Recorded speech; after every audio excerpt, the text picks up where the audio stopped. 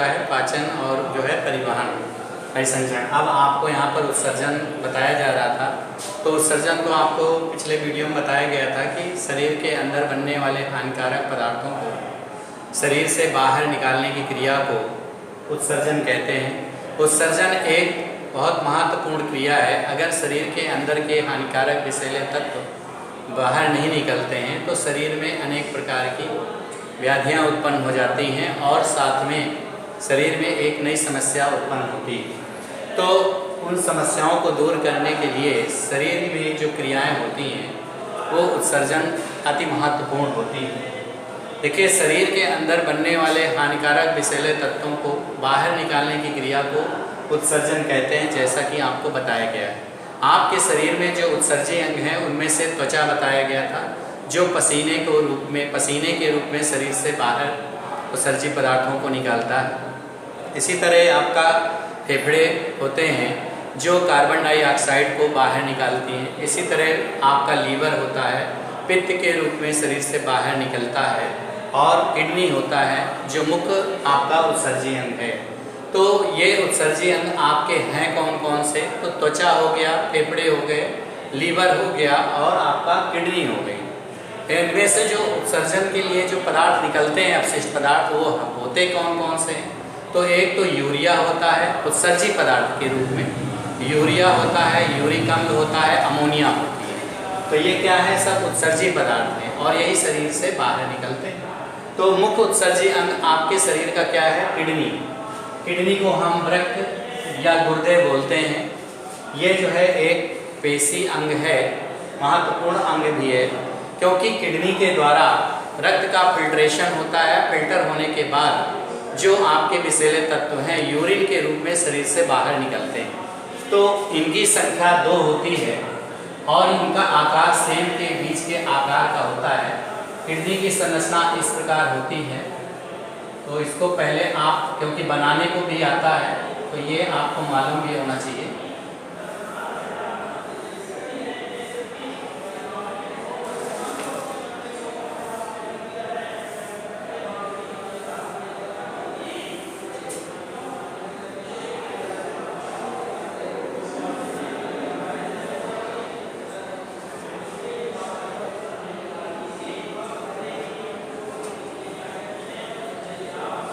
अधिवृक्क ग्रंथि एक जो है अंतःस्रावी ग्रंथि है जिससे हार्मोन स्रावित होते हैं। ये बाहरी भाग कार्टेक्स कहलाता है, भीतरी भाग जो है मेडुला कहलाता है, इसका धंसा हुआ भाग हाइलम कहलाता है, हाइलम या नाभि बोलते हैं। इसमें जो सकरा भाग होता है वो पेल्विस या श्रोणि कहलाता है, श्रोणि या पेल्विस कहलाता है। और इनमें जो है कुछ गोल गोल संरचनाएं होती हैं जिनको पिरामिड बोलते हैं।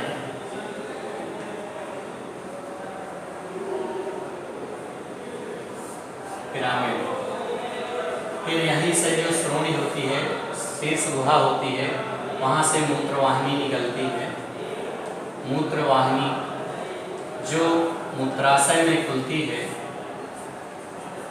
और जो अपशिष्ट पदार्थों को मूत्र मार्ग द्वारा शरीर से बाहर निकालती है।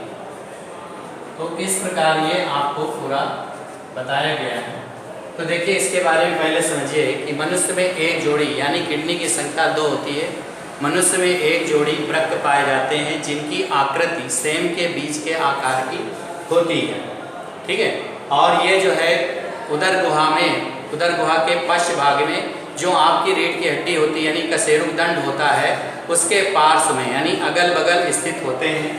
ये जो है कशेरुक दंड के अगल बगल स्थित होते हैं। इनकी जो है संख्या 2 ही होती है। इसका बाहरी भाग कार्टेक्स कहलाता है, भीतरी भाग मेडुला कहलाता है। इसमें अंदर का धंसा हुआ भाग नाभि या हाइलम कहलाता है। किडनी के ऊपर एक छोटी गोल टोपी नुमा संरचना होती है जिसे अधिवृक्क ग्रंथि कहते हैं। इसके अंदर एक सकरा भाग होता है का मेडुला में, वहाँ पर जो है मूत्रवाहिनी निकलती है।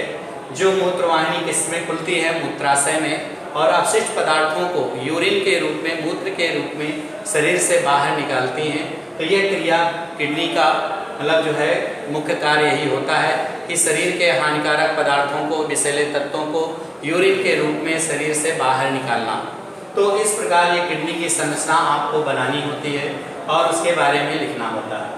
देखिए किडनी में जो आपकी अधिवृक्क ग्रंथि है, अंतःस्रावी ग्रंथि है, इससे हार्मोन्स स्रावित होते हैं जैसे adrenaline, emergency hormones, nor adrenaline, और आपका एक और हार्मोन्स होता है कॉर्टिसोल वगैरह। तो ये सब हार्मोन्स इसी ग्रंथि से स्रावित होते हैं। ये एक अंतःस्रावी ग्रंथि है। फिर इसके बारे में देखिए, जो पुरुष का किडनी का भार होता है वो 150 ग्राम लगभग होता है और स्त्रियों में कुछ कम होता है, यानी 125 ग्राम के लमसम एक किडनी का भार होता है। थोड़ा सा पुरुषों की अपेक्षा स्त्रियों में किडनी का भार या वृक्क का भार कुछ कम होता है। जो बाईं जो किडनी होती है वो थोड़ा सा जो है दाईं की अपेक्षा नीचे की ओर होती है, मतलब जो है नीचे की ओर स्थित होती है। तो इस प्रकार आप किडनी की बाह्य संरचना के बारे में आपको लिखना है। ये कार्य कैसे करता है तो इसके बारे में आपको बता दें कि किडनी में जो है, किडनी का जो बाहरी भाग होता है कार्टेक्स और भीतरी भाग जो मेडुला होता है, तो मेडुला पार्ट्स में एक जो है वृक्क नलिका, असंख्य वृक्क नलिकाएं पाई जाती हैं। क्योंकि एक क्वेश्चन आता है उत्सर्जन की इकाई किसे कहते हैं, तो उत्सर्जन की इकाई को हम वृक्क नलिका या नेफ्रॉन बोलते हैं। वृक्क नलिका या नेफ्रॉन बोलते हैं, वृक्क नलिका, ठीक है। और ये इनकी संख्या क्या होती है, असंख्य होती है, जो श्रोणि में यानी शीर्ष गुहा में पाई जाती है।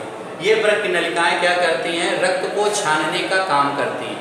रक्त जो वृक्क नलिका होती है इसके दो भाग होते हैं और एक जो बाहरी भाग होता है वो इनमें देखिए जो एक कण होता है एक सिरा मैलपीकी कणिका, इसके दो भाग होते हैं, एक बाहरी सिरा एक अंतिम सिरा। बाहरी सिरे पे जो है एक मतलब कप के समान संरचना पाई जाती है जिसे बोमेन संपुट कहते हैं, बोमेन संपुट कहते हैं। और अंदर की ओर जो संरचना होती है वो कहलाती है केशिका गुच्छ। केशिका गुच्छ मतलब होता है रक्त नलिकाओं का या कोशिकाओं का एक जाल होता है जिसे ग्लोमेरुलस या केशिका गुच्छ कहते हैं। अब देखिए जो कैसे कार्य करता है, तो आपको बता दें कि जो वृक्क नलिकाएं होती हैं, उत्सर्जन की इकाई जिसे कहते हैं, उसमें असंख्य जो है वृक्क नलिकाएं होती हैं। वृक्क नलिकाओं के दो भाग होते हैं। जो एक भाग होता है, देखिए इसकी संरचना इस प्रकार बनाएंगे। वृक्क नलिका का नामांकित चित्र भी पूछा जाता है, तो उसका बनाने का तरीका ये होता है।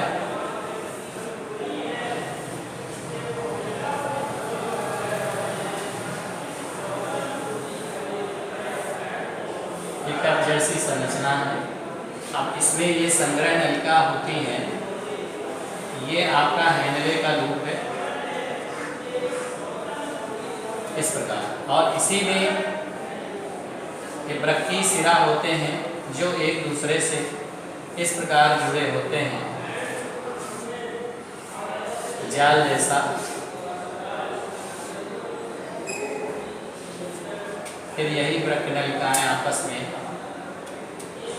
जुड़ जाती हैं।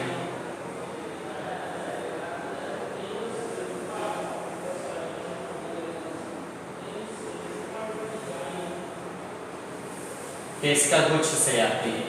और बाहरी जो अभिवाही धमनी होती है, इसको अभिवाही धमनी बोलते हैं, जो रक्त को लाती है। और एक अपवाही धमनी होती है जो रक्त को ले जाती है, अपवाही धमनी। फिर इसके बाद एक, क्योंकि आपको मालूम है धमनी में शुद्ध रक्त बहता है और यहाँ पर ये जितनी भी नलिकाएं हैं ये सब आपस में जुड़ी होती हैं किसके, वृक्क सिरा द्वारा। और यहाँ पर जो नलिका होती है ये पार्ट्स तो आपका बोमेन संपुट कहलाता है। कप जैसी संरचना होती है उसको बोमेन संपुट बोलते हैं। और एक संरचना होती है जिसमें रक्त केशिकाओं का जाल होता है जिसे केशिका गुच्छ कहते हैं। केशिका गुच्छ कहाँ पाया जाता है, तो आपको दिख रहा है बोमेन संपुट के अंदर पाया जाता है। फिर ये आपकी समीपस्थ नलिका होती है। फिर ये आपका हैनले का लूप है जो यू आकार की संरचना दिखाई दे रही है, इसको हम हैनले का लूप बोलते हैं, हैनले का लूप। फिर एक होती है दूरस्थ कुंडलित नलिका, दूरस्थ कुंडलित नलिका, एक होती है समीपस्थ कुंडलित नलिका, एक दूरस्थ कुंडलित नलिका। फिर ये जो नलिका है ये किसमें जुड़ी होती है? संग्रह नलिका में। संग्रह नलिका में जुड़ने के बाद ये बड़ी संग्रह नलिका में जुड़ जाती है। और ये संग्रह नलिका किससे जुड़ी होती है? किडनी की जो शीर्ष गुहा होती है, जहाँ पर वृक्क नलिकाएं होती हैं, वहाँ से जुड़ी होती है। और वहीं से क्योंकि मूत्रवाहिनी जुड़ी होती है, जो अशुद्धियों को या विषैले तत्वों को यूरिन के रूप में शरीर से बाहर निकालती है। देखिए आपको बता दें, ये वृक्क नलिका का चित्र है जो उत्सर्जन की इकाई है। देखिए इसमें जो है कौन कौन सी संरचना पाई जाती है। तो सबसे पहले बोमेन संपुट, फिर केस का बोमेन संपुट के बाद फिर आता है समीपस्थ कुंडलित नलिका, फिर हैंडले का लूप आता है, फिर दूरस्थ कुंडलित नलिका आती है, फिर संग्रह नलिका आती है। इस प्रकार ये 5 संरचनाएं हैं जो वृक्क नलिका में पाई जाती है। अब ये बोमेन संपुट के अंदर रक्त केशिकाओं का एक जाल होता है। जब ये रक्त जो है किडनी से होकर के, मतलब जब ये रक्त धमनी के द्वारा व अभिवाही धमनी के द्वारा रक्त केशिका गुच्छ पे आता है, तो इसमें एक दबाव बढ़ जाता है, जिस दबाव के कारण रक्त जो है छन जाता है। और रक्त छनने के बाद जो रक्त छना हुआ भाग है वो केशिका गुच्छ ये बोमेन संपुट के अंदर से आकर के ये सबसे पहले कहाँ आएगा? हैंडले के लूप में आएगा। और हैंडले का लूप यू आकार का होता है। यहाँ से होता हुआ दूरस्थ कुंडलित नलिका में पहुंचकर संग्रह नलिका में पहुंच जाएगा।